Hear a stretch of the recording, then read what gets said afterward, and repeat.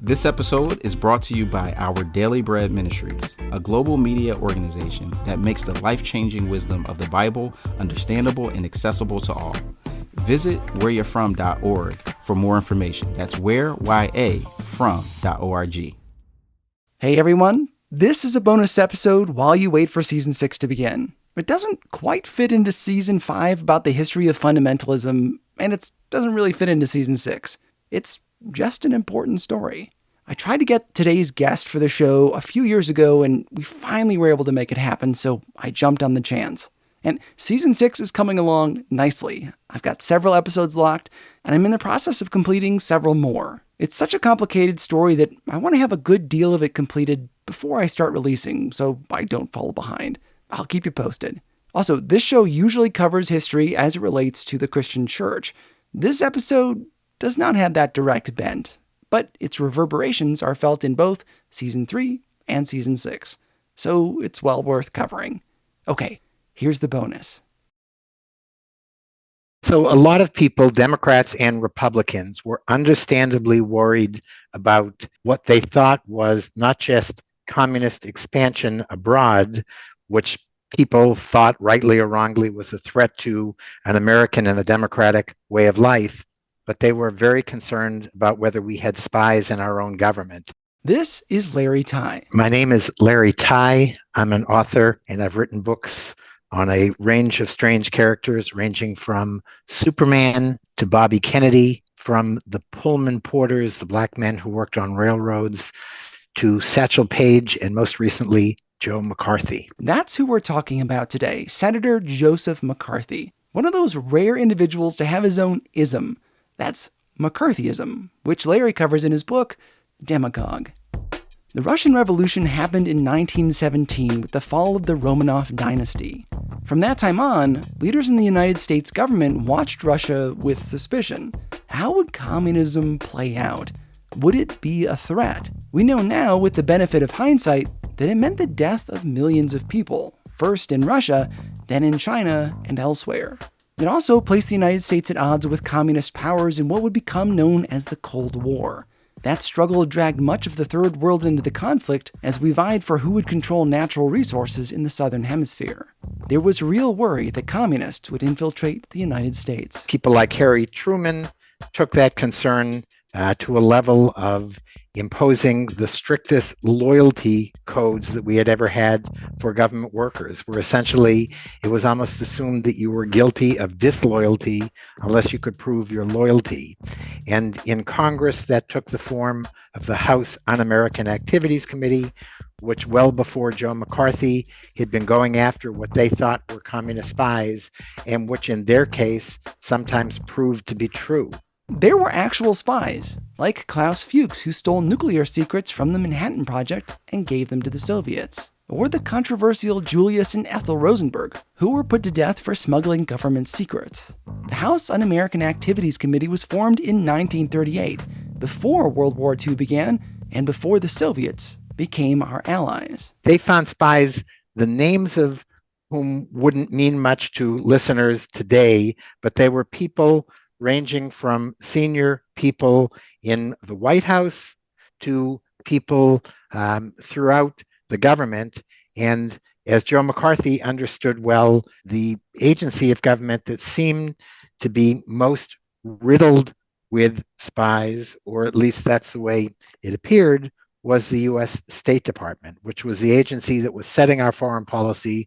So it was understandably scary to people when we were watching Russia suddenly develop its atomic bomb, when we were seeing stories of Russian expansion around the world, to think that there could be communists and spies within our own government was a scary prospect. Keep that in mind. Today, with all the movies that make light of the Cold War, it may seem like the threat was overplayed.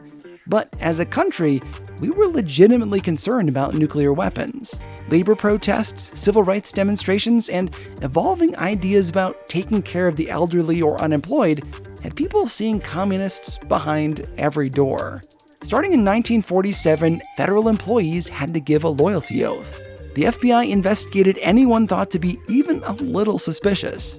4.8 million people were screened in 6 years, with over 26,000 people investigated by the FBI.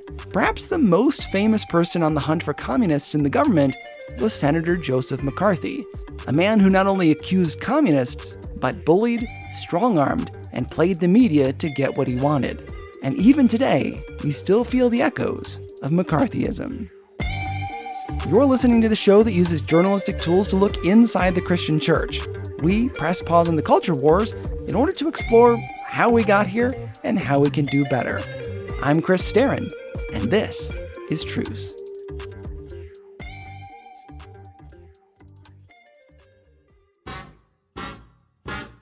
As a young man, Joe McCarthy raised chickens, then managed a grocery store in Wisconsin.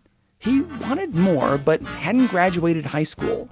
So at 20 years old, he went back to school and knocked out all 4 grades in 1 year. Then he went to college, became a small-town lawyer, and a circuit judge.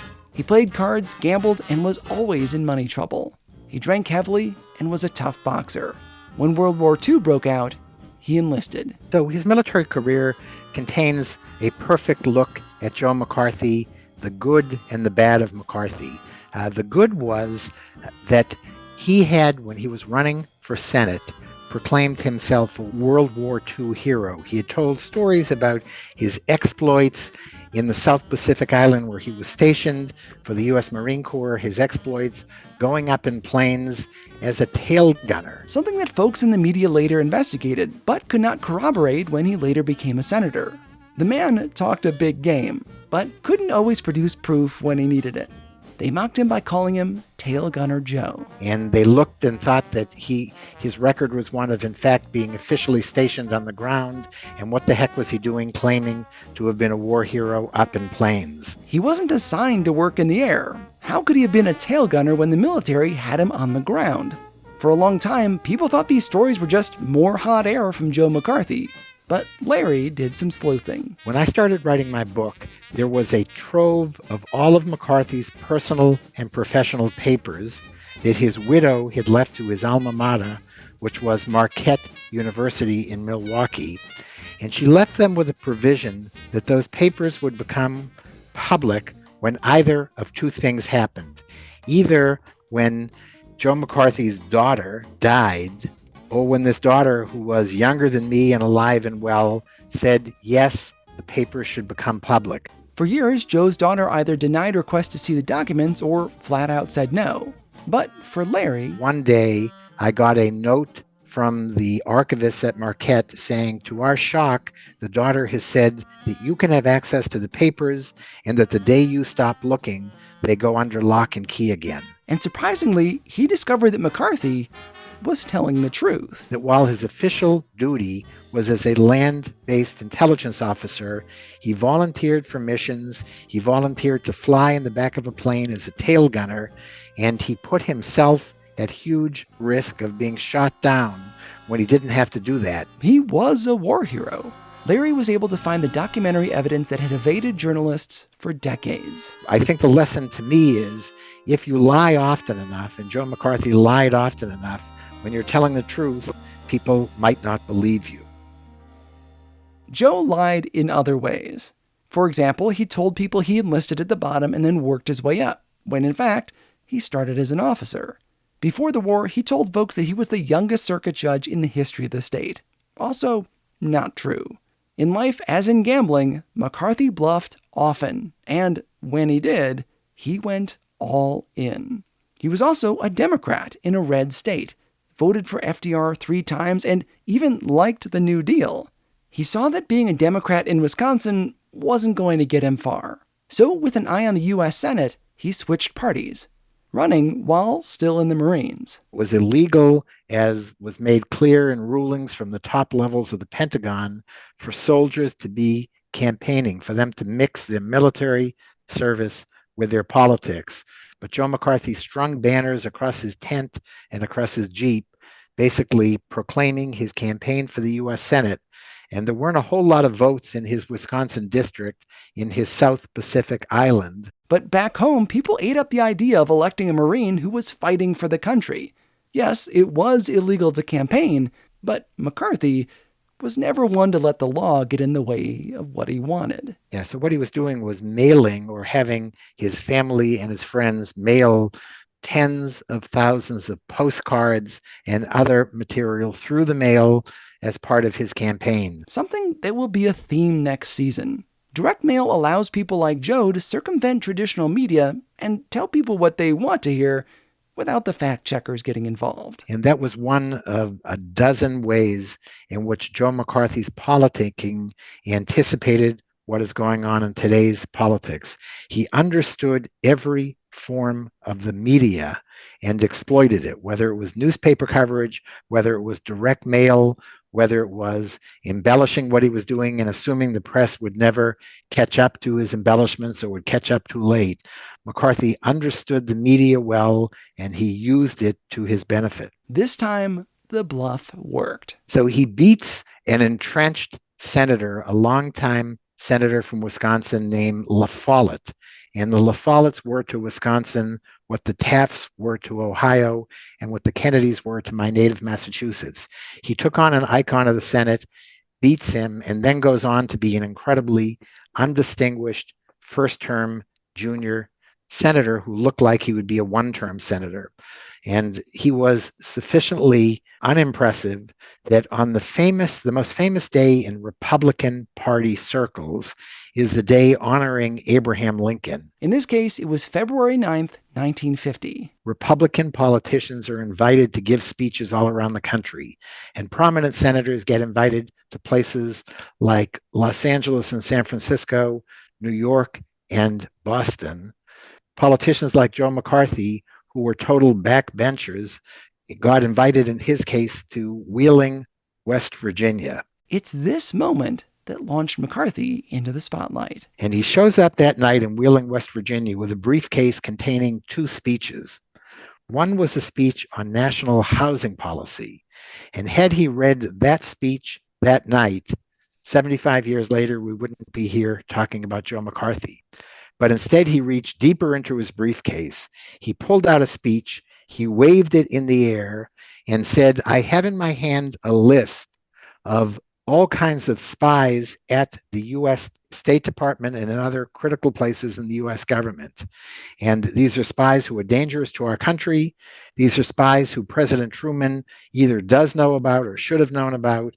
And these are spies that I promise I'm going to expose and weed out." Here is an actor reading from the speech. There, the bright young men who are born with silver spoons in their mouths are the ones who have been most traitorous.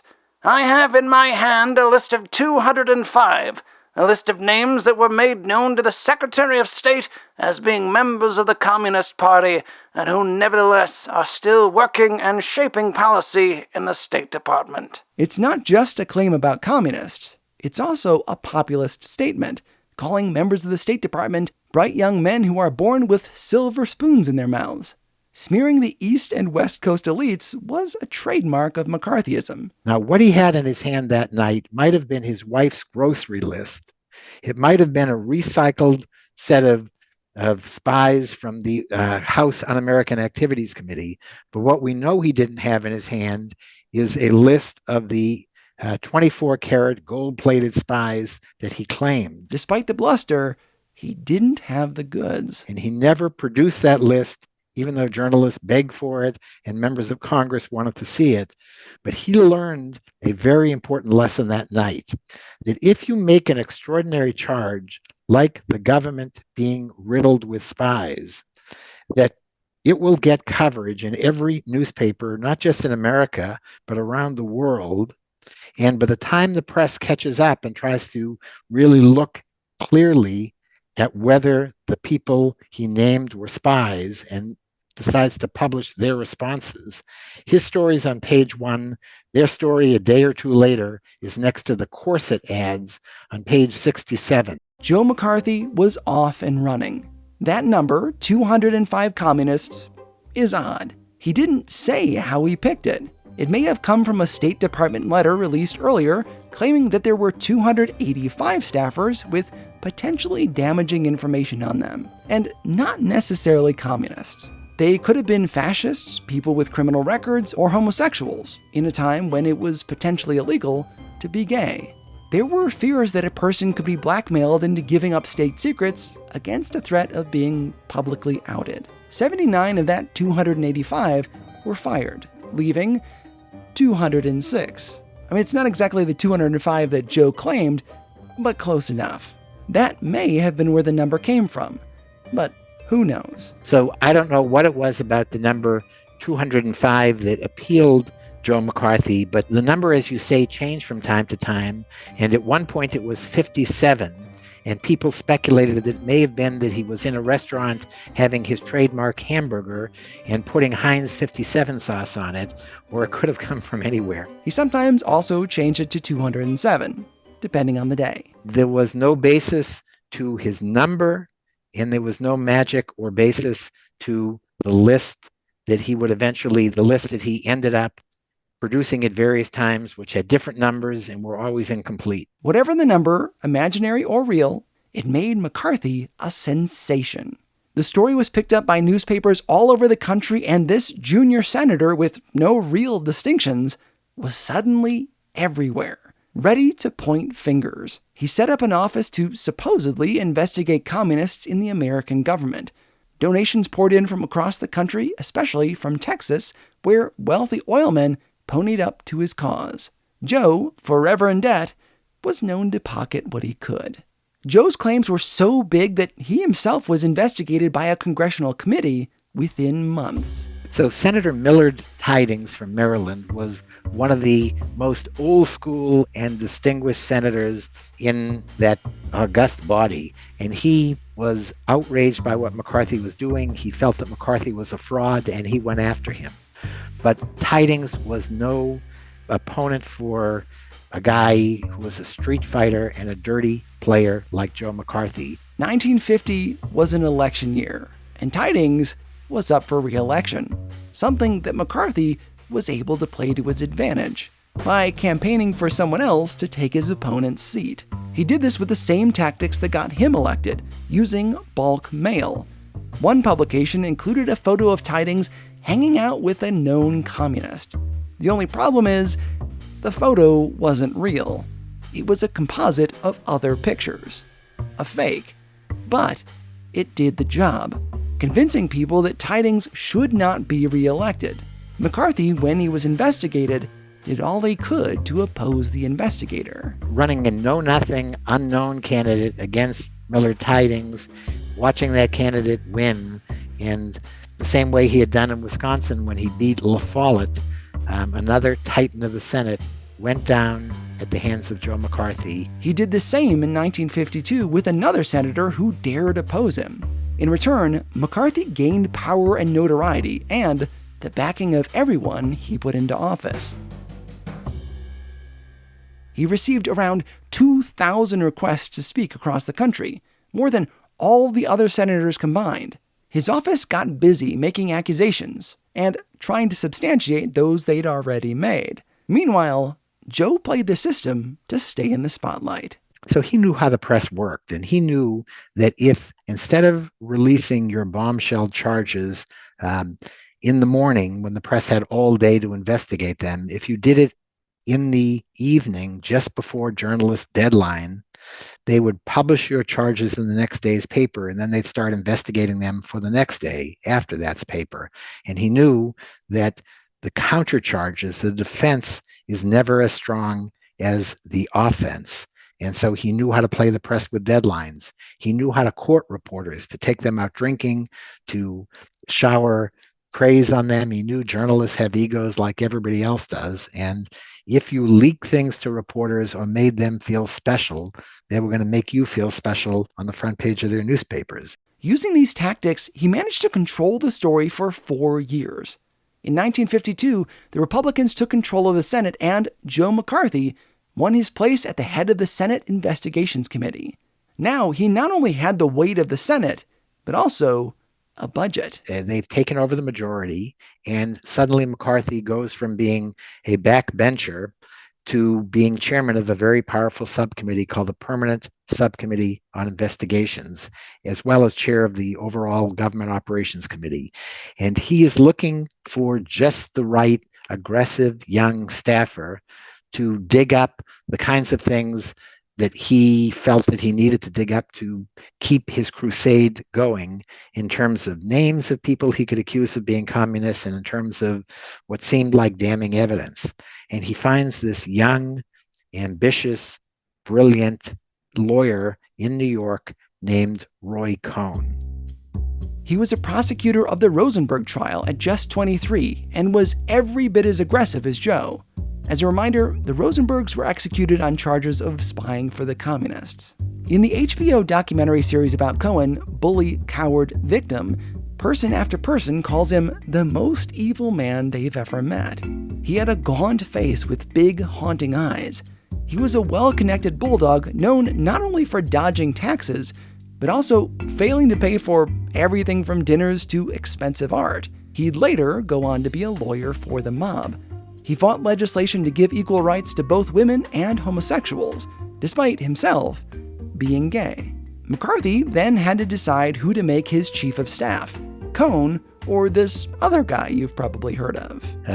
Recent graduate of the University of Virginia Law School named Robert F. Kennedy. Yes, that Robert Kennedy, brother of future President John F. Kennedy.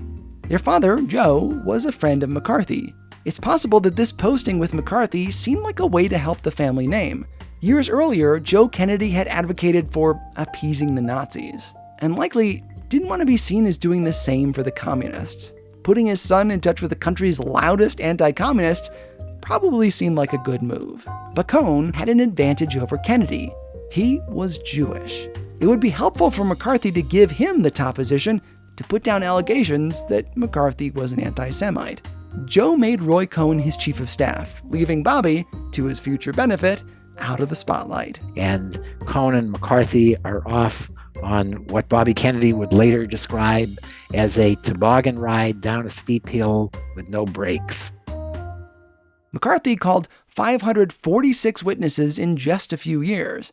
Many of the hearings against protocol were private and may not have included any other members of the committee except McCarthy or Cohn. Witnesses were often summoned to testify the night before they were expected to appear, leaving them little time to prepare or retain counsel. Some people chose to plead their Fifth Amendment rights, and if they did, McCarthy labeled them as traitors, saying, "An innocent man does not need the Fifth Amendment." The name he gave them was Fifth Amendment communists. 2/3 of his hearings going after communists were held behind closed doors, and we never got a peek at them. But recently, just before my book came out, the transcripts of all those hearings suddenly became public. There was a 50-year rule. They were under lock and key for 50 years, and suddenly we had a look at them.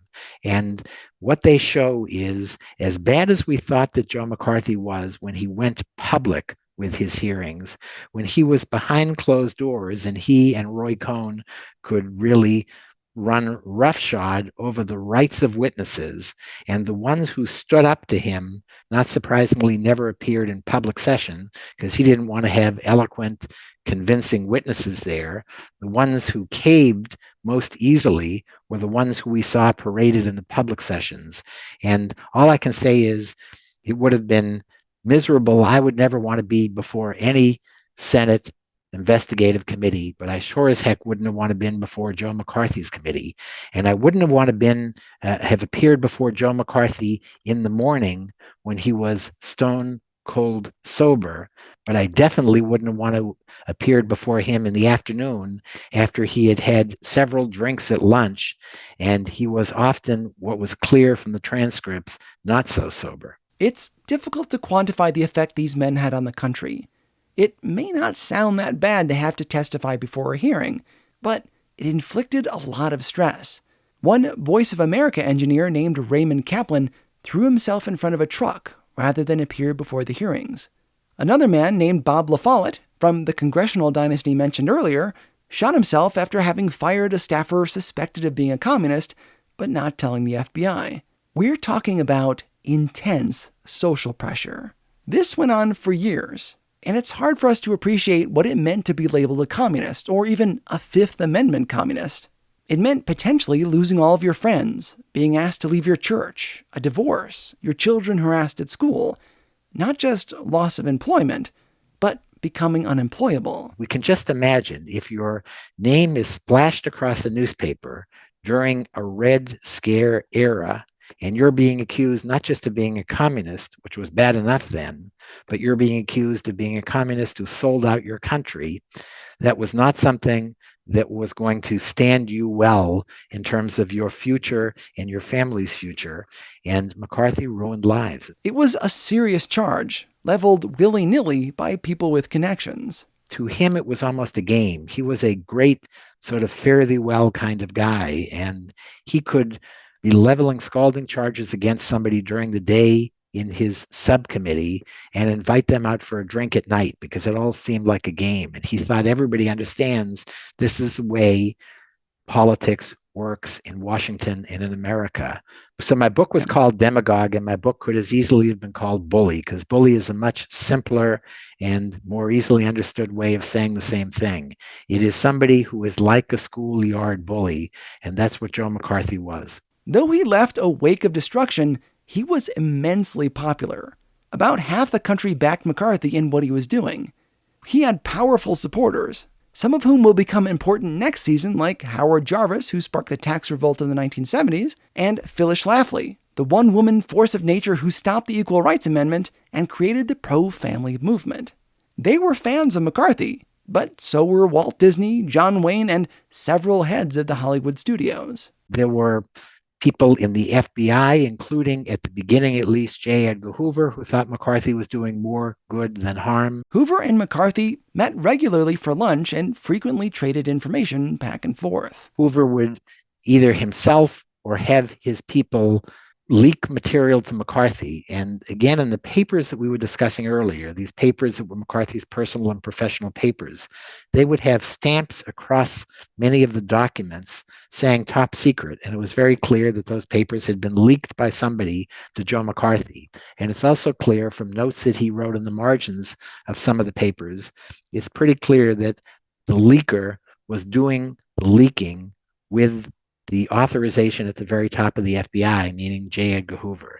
The leaks demonstrate yet another hypocrisy in the life of Joseph McCarthy. McCarthy's going after people for leaking sensitive documents from the U.S. government, and on the other hand, he was using to make those charges sensitive documents from the U.S. government that were leaked to him, many of which were just speculation. You know, an FBI agent might compile a report on somebody and have it be something that was entirely inconclusive, but if McCarthy said the FBI has a file on this person, the fact that it was inconclusive never made it into the newspaper story. It was that the FBI had a file on them, and that was good enough for Joe McCarthy, and sadly it was good enough for too many reporters.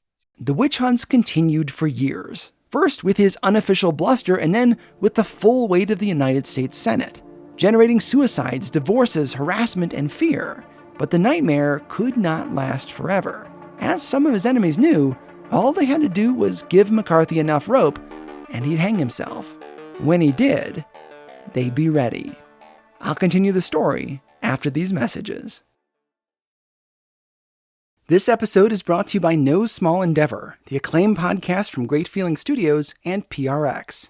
In each episode, host and award-winning theologian Lee C. Camp sits down with courageous and impassioned people, like Hollywood legend Rob Reiner and civil rights hero Reverend James Lawson, talking about what it means to find true happiness and flourish in day-to-day life. And if you're looking for somewhere to start, why not check out the recent episode with award-winning journalist and best-selling author Tim Alberta on Christian nationalism's role in the Republican Party. Follow No Small Endeavor on Apple Podcasts, Spotify, or wherever you get your podcasts.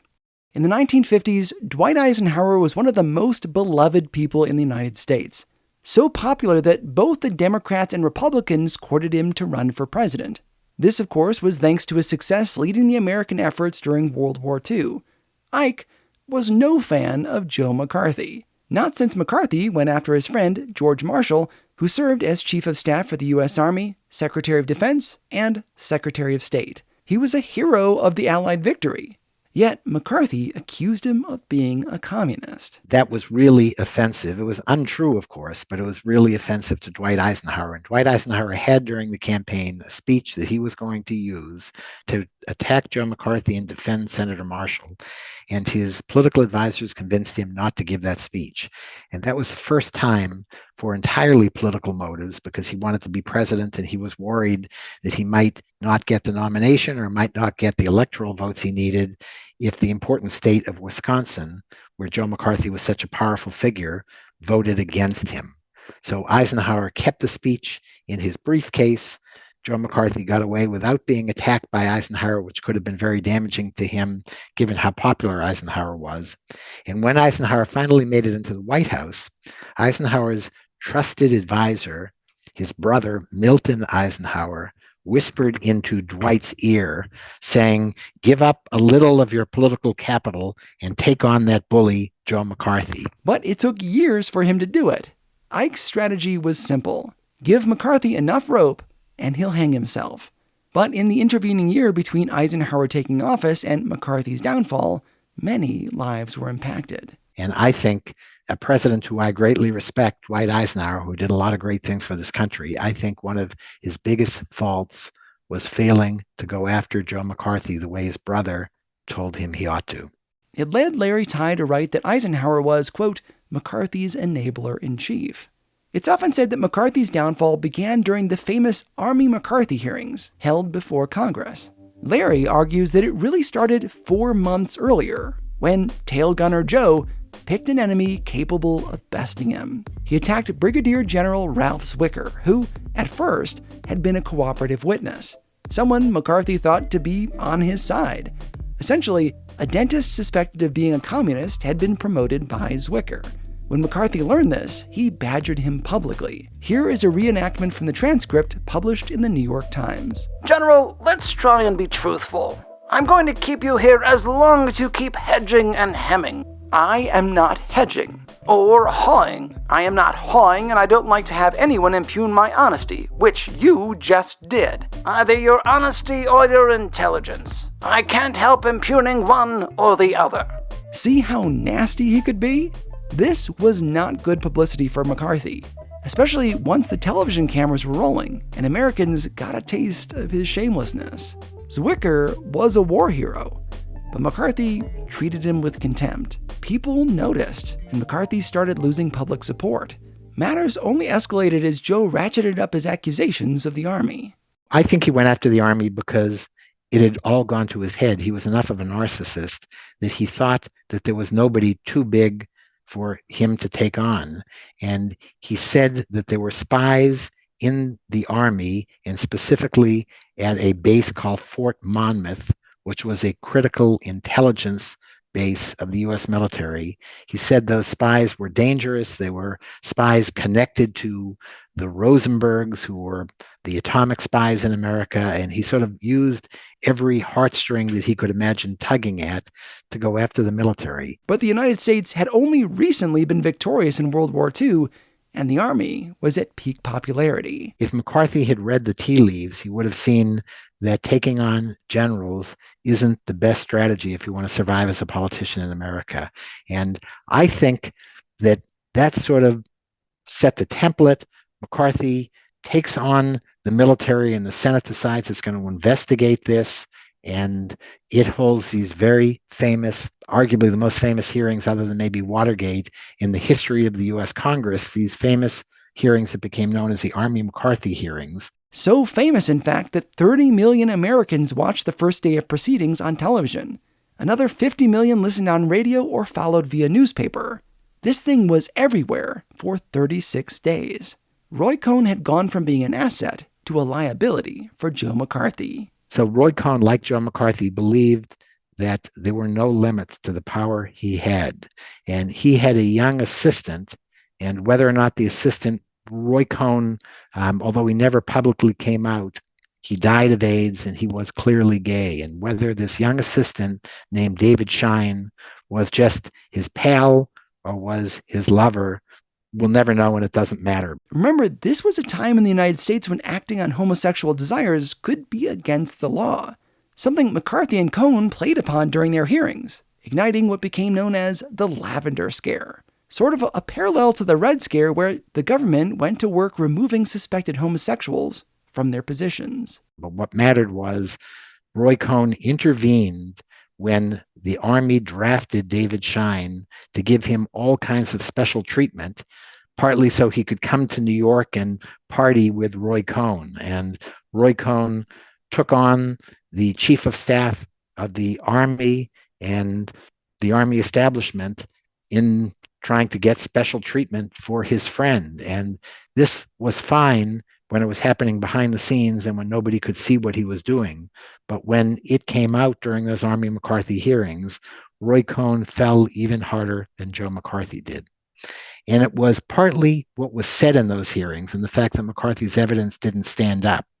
And it was partly that Joe McCarthy, in front of the glare of these TV cameras, looked like a fat, balding guy who looked a little bit like the bully that people could imagine from their school grounds. He was no longer this noble senator taking on the red menace.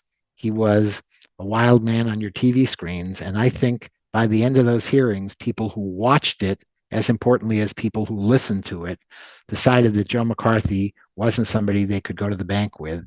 And the fact that behind the scenes, President Eisenhower was helping the Army fight back, and the fact that there was a brilliant lawyer from Boston named Joe Welch who asked the question that resonated across America. Here's how it came about. McCarthy attacked one of Welch's attorneys, alleging that he had ties to the Communist Party. Welch, carefully, calmly, fought back. Here he is defending his younger colleague.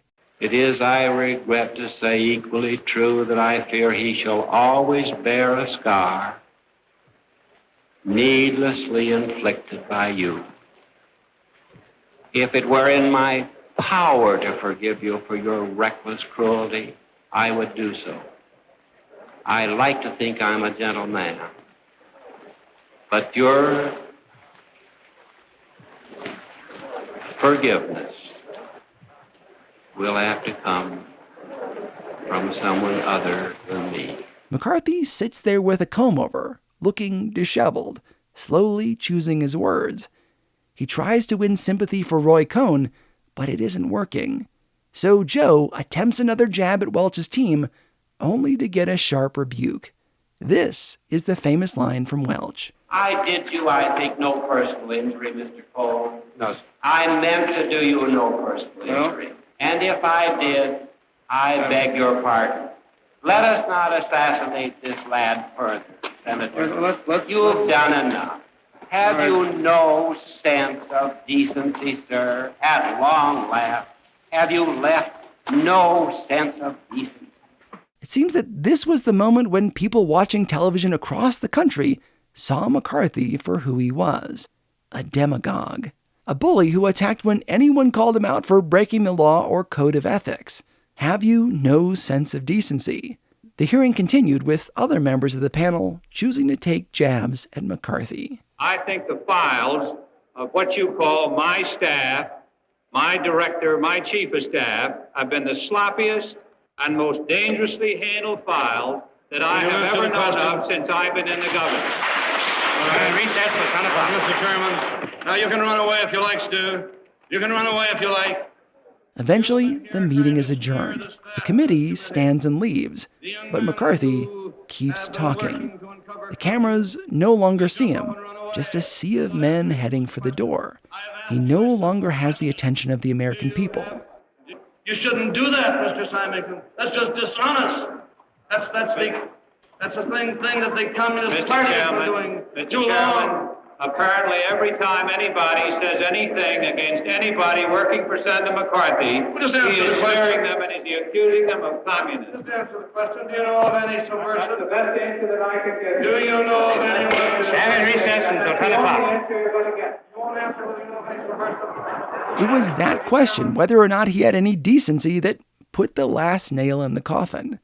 McCarthy went from being the most popular bully in the country to toxic, to the point that literally nobody sat with him during lunch. They skirted around him. Every day in the Senate, he understood that he was being shunned by the very senators he had helped elect. And he went back to being even worse than a backbencher. He became a bit of a pariah. Nobody especially wanted to be seen with him. Nobody wanted to go out with him. Nobody wanted to schmooze with him. And nobody wanted to let him vent his charges in their hearing rooms. And so while he continued to serve in the Senate, he served like he was wearing a scarlet letter. McCarthy was now an outsider. Though he still had a job, his career was basically over. This was almost the end of the story for Joe McCarthy, though Roy Cohn, his young assistant, continued to have influence. He faded from public view for a while. He went back home to New York. He became, over the years, one of the most powerful lawyers and political fixers in New York history. Cohn went on to represent members of the mob and Rupert Murdoch, the owner of Fox News. He also made influential friends like Nancy Reagan. People like Andy Warhol, coal barons, and New York politicians showed up at his birthday party at Studio 54. He was eventually disbarred for professional ethics violations. About a half century after he had been Joe McCarthy's protege, a young guy in the real estate business in New York was setting himself up for all that he would have to encounter in the cutthroat world of New York real estate. And this guy's father, a guy named Fred Trump, decided that his young son, Donald Trump, needed the perfect tutor in how to play hardball politics.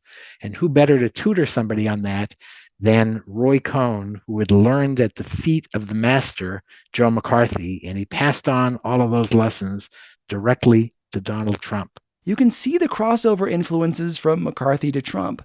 The ability to control the narrative being told in the news. If you say something loud enough and often enough, it becomes truth in the minds of the public. Another one was, if you make an outrageous charge today, as the press is out there investigating whether that charge stands up, if they raise any questions, toss another grenade tomorrow, and they'll forget yesterday's charge. And it is a very definite lesson on how to play the press.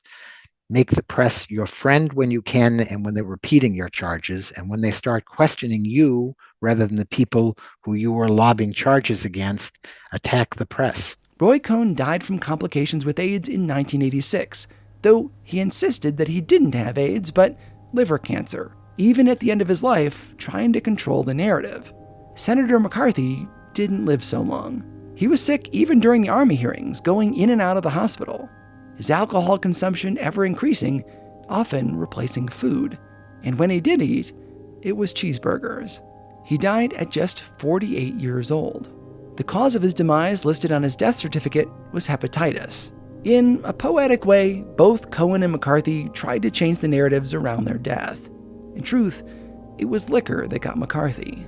Patrons of the show can hear a bonus featuring Larry Tye discussing how he found the documentary proof for the real cause of Joe's death.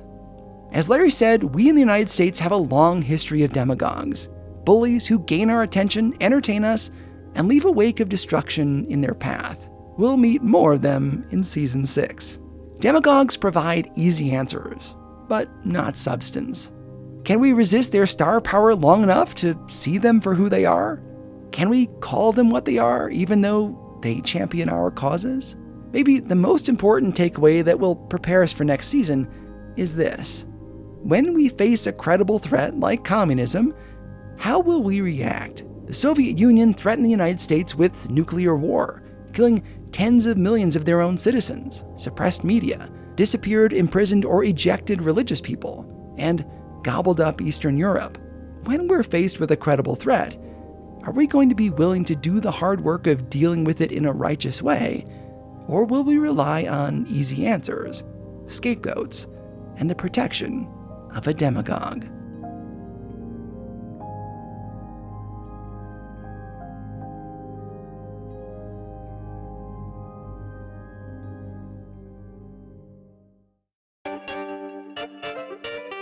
Special thanks to Larry Tye. He's a fascinating man and super patient. He was kind enough to come on even though he's in the midst of deadlines.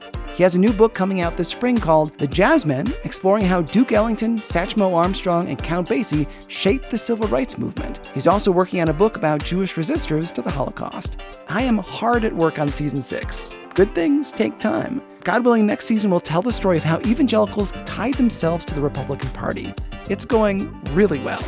I've already recorded with a bunch of fascinating guests, but the story is super complicated and I want to get it right. Also, since I have a full-time job, I need to give myself enough completed episodes so I don't have any more stressful days trying to keep up. This season, I'm going to create a generous buffer. Subscribe so you get every new episode as it's released. And if you'd like an email reminder when the new season starts, you can sign up for the email list on the website at trucepodcast.com. I'd love to do the show full-time, but for now, I've got to keep driving a school bus to keep food on the table. You can help me reach the goal on Patreon, Venmo, PayPal, or via check.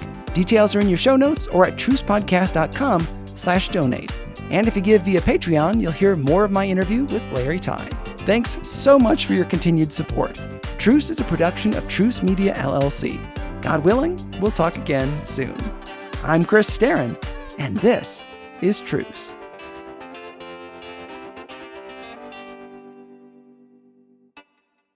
This episode is brought to you by the Compelled Podcast. What would you do if you came face to face with a murderer sent to kill you for being a Christian? For Virginia Prodan, that question isn't hypothetical. Virginia was a small, petite attorney defending Christians in court in communist Romania. And she was really good. So good, in fact, she caught the attention of the communist regime. One day, a tall, muscular man walked into her office, closed the door, and pulled out a gun. He barked, "Shut up, sit down. I'm here to kill you." Virginia was face to face with a trained assassin. What happened next would surprise both of them. Listen to Virginia's entire story on the Compelled Podcast, where they find incredible true life stories of God working through the lives of normal people. Virginia is on episode number 31, which is titled, He Came to Kill Me. Listen on your podcasting app or at compelledpodcast.com.